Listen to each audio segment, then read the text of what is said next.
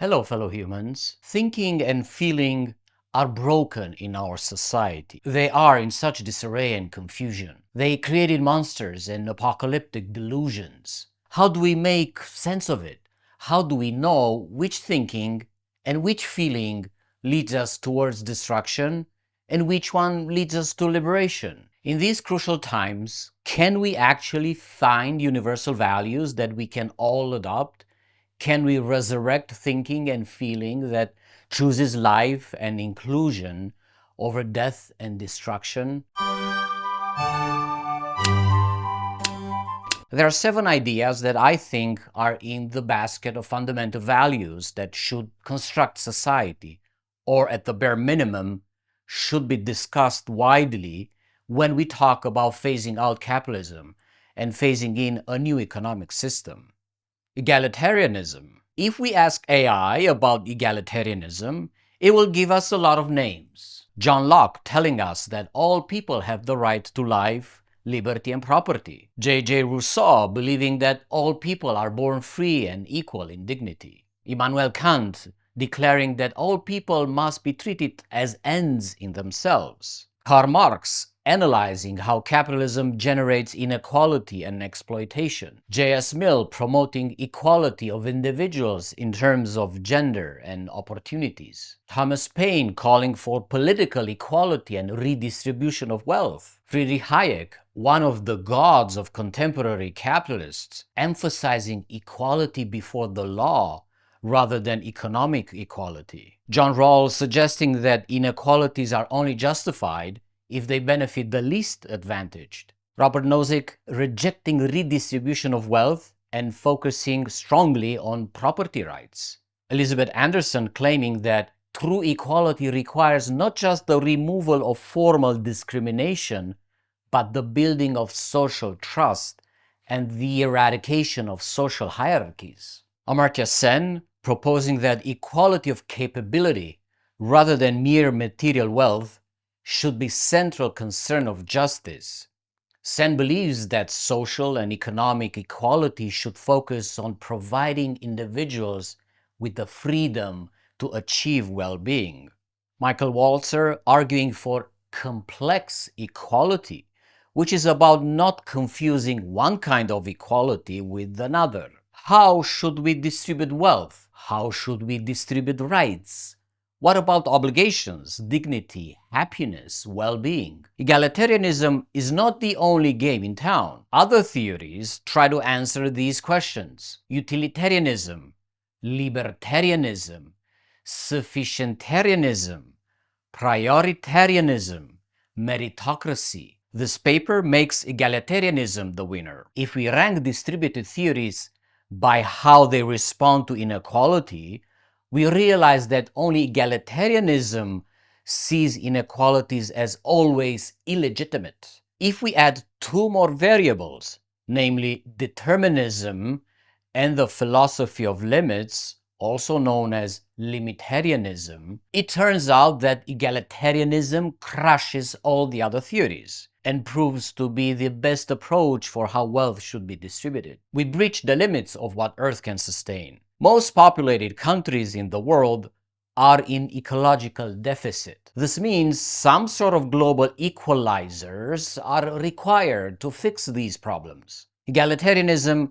does not say that all humans must own the same amount of wealth, but rather that all humans are endowed, born with, entitled to an equal share of what Earth offers. Difference in competence, effort, intellect should not increase the share of one human at the expense of the share of another human.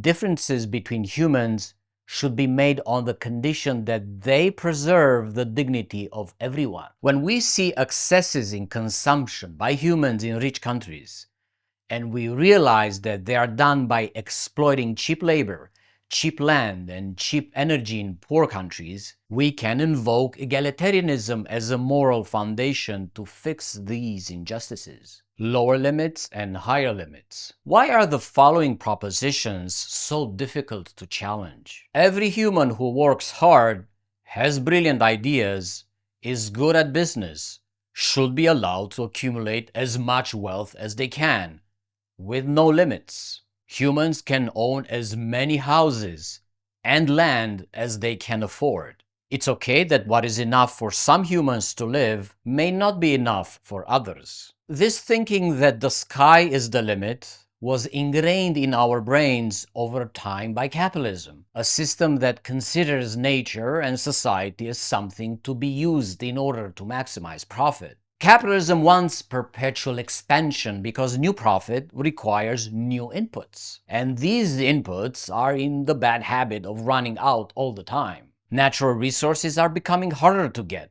and they get depleted. Markets become saturated. Hunting for more in a limited space eventually runs into a dead end. So then, capitalism invented meritocracy without limits to distribute the bounty of Earth. Meritocracy is simply a pretense under which success is rewarded, recognized, and promoted. However, even if we put meritocracy under a tough microscope, we realize that it is a fake promise. If we all started in life in equal positions, equal opportunities, equal wealth, equal education, and the only thing that differentiated us was ability and luck, then maybe meritocracy would stand a chance to become a moral foundation of society. Even in this scenario, we are still left without a moral foundation for unlimited wealth. We all know quite well that no two humans start in life in equal positions. Of course, we live with different abilities. Of course, some are luckier than others. You may ask,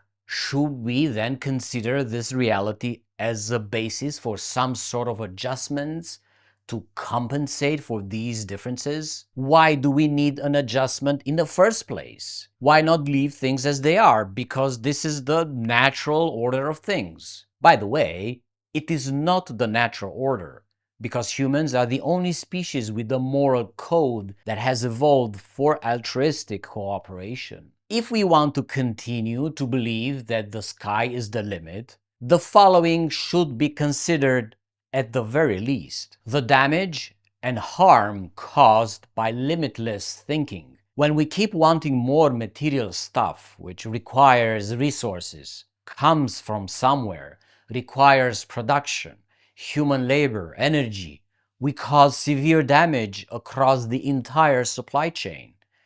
By how monocultures are used to make palm oil, by how the Amazon forests are cut down to grow our beef, by how rivers are polluted to extract our lithium, etc. We cause harm to all those humans working in precarious conditions to manufacture goods for our consumption. We cause harm to the species that go extinct because of our industrial agriculture. We cause harm to the human suffering from floods and droughts. The process of limitless accumulation does not have the informed consent of the billions of humans who do not stand a chance of participation.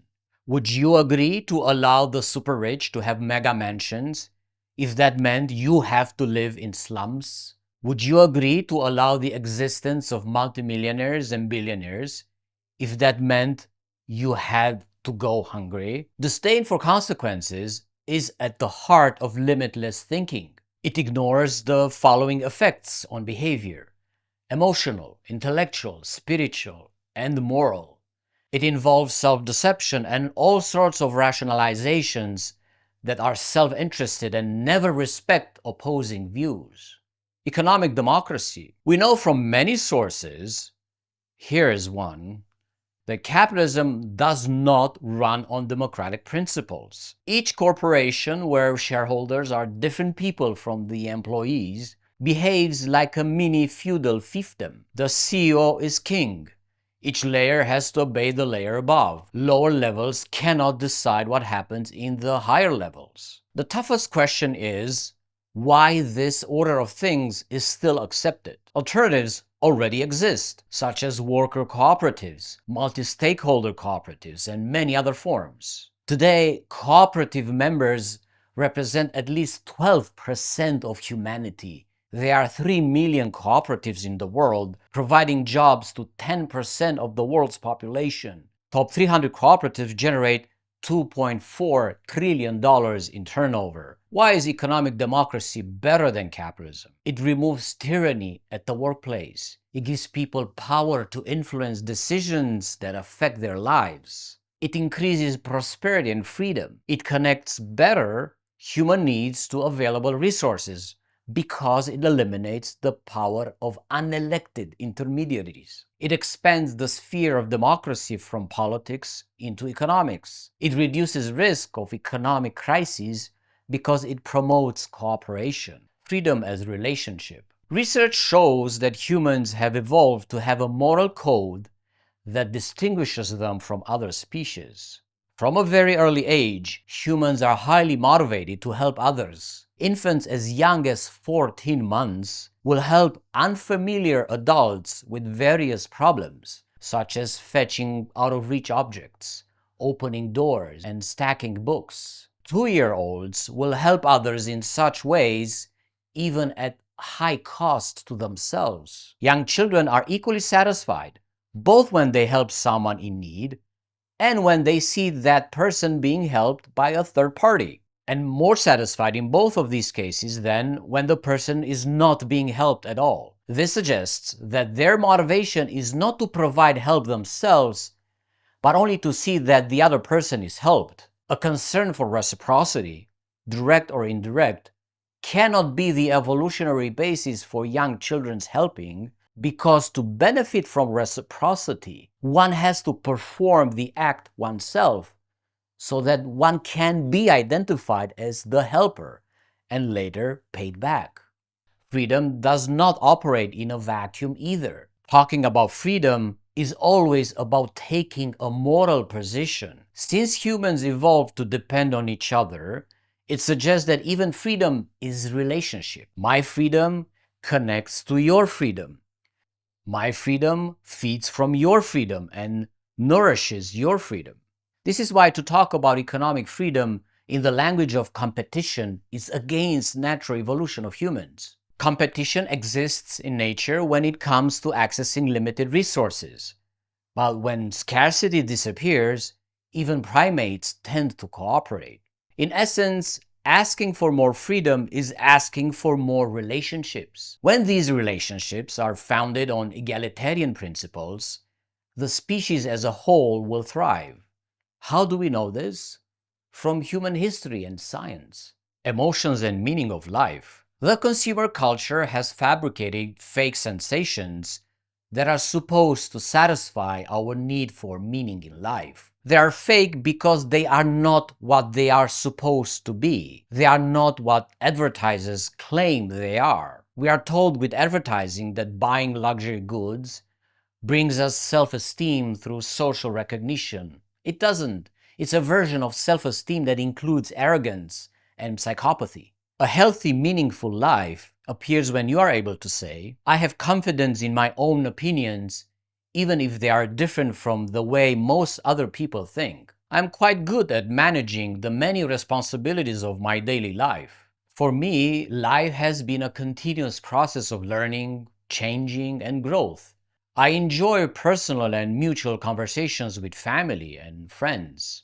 I have a sense of direction and purpose in life. When I look at the story of my life, I'm pleased with how things have turned out.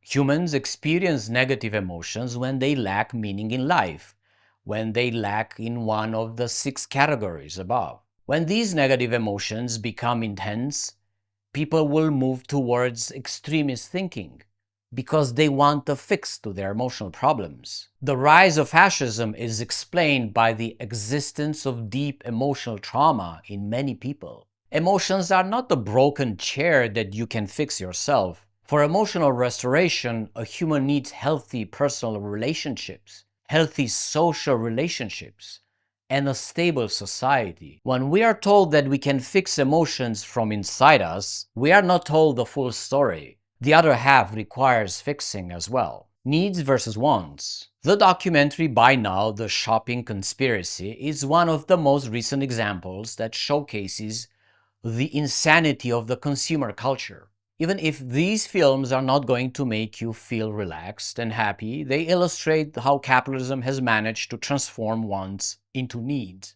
Essentially, what we want are things and events that we can live without on the most fundamental level. Needs are stuff that keep us alive and with a decent standard of living. This standard of living keeps increasing beyond the limits of sufficiency. We can argue that a smartphone has become a need for almost every human on Earth. But is a second house a need or a want?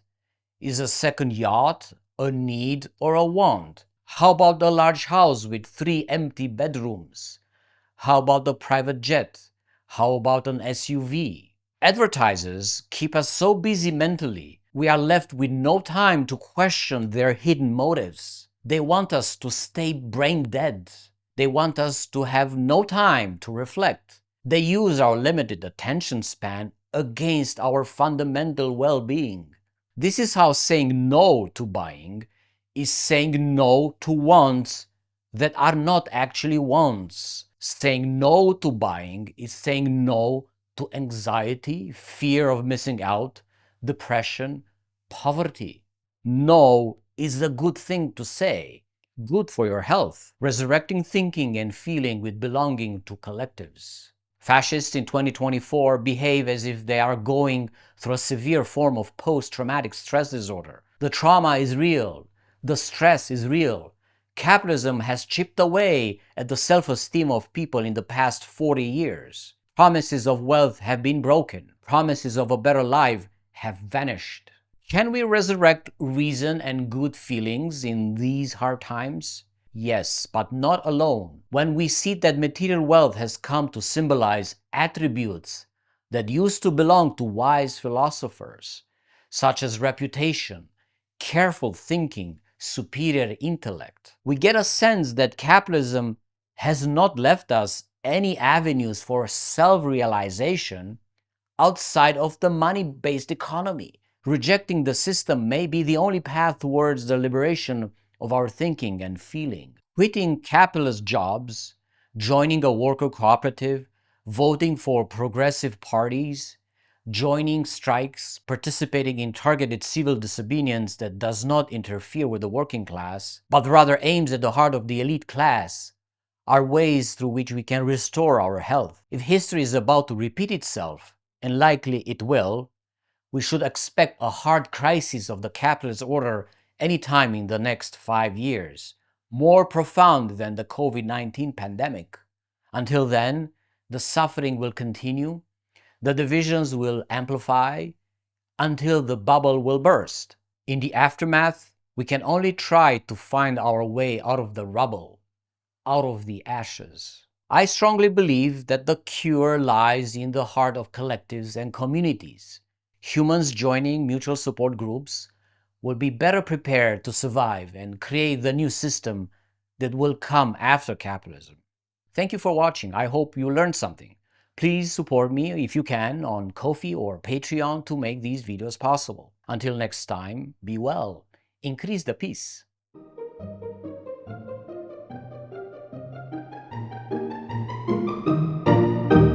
The trouble is that people don't always agree. Well, then they should be made to.